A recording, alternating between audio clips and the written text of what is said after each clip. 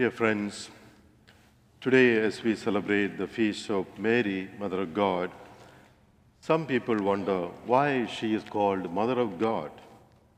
The title Mother of God does not mean that Mary is God's mother from all eternity. It means that since Jesus has become God, man, Mary is the mother of Jesus.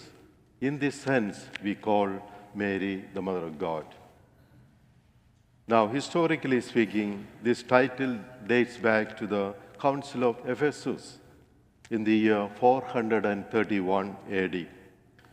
The council affirmed that Jesus has two natures, divine and human, but he was not two persons, as some people taught wrongly at that time.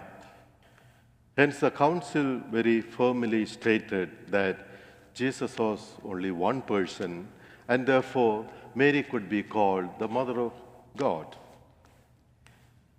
And it is very fitting that the Church chose January the 1st, the beginning of the new year, as the day on which to celebrate the feast of Mary, for it reminds us that because Mary gave birth to Jesus, we were also given new hope.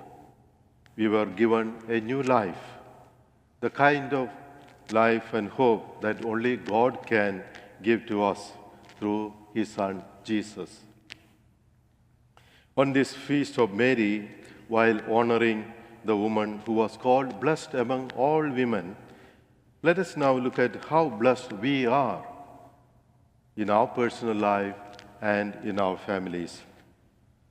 First of all, as we close out the old year and start this new year, we should thank God for all the blessings during the past year, for things that we usually take for granted in our daily life. For example, the food that nourishes us and keeps us healthy, the water that satiates, the air that we breathe, the sunshine that keeps us warm, the friends and family that love us and support us constantly.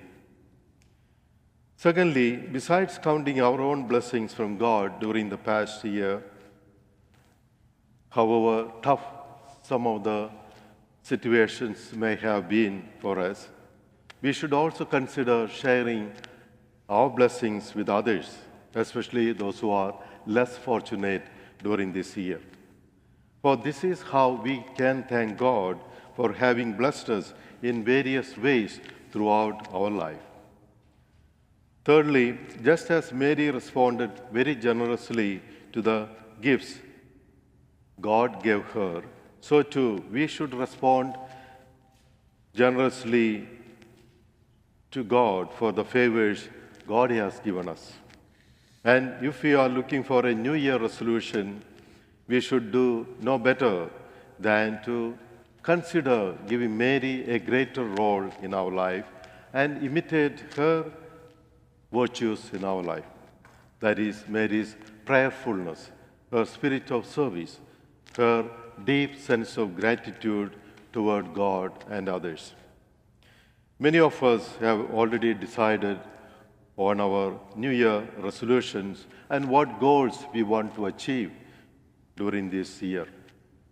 This might include exercising more and eating healthy, speaking kindly and considerably with others, and doing more charity work and organizing our personal affairs. Most of these things focus on how we spend our time and resources. Instead, we must focus less on the material things and more on relationship with others. If we do so, we can enter the new year with a refreshed view of our faith and a new commitment to our Savior, Jesus Christ. Finally, this feast also reminds us to be humble, just like Mary was.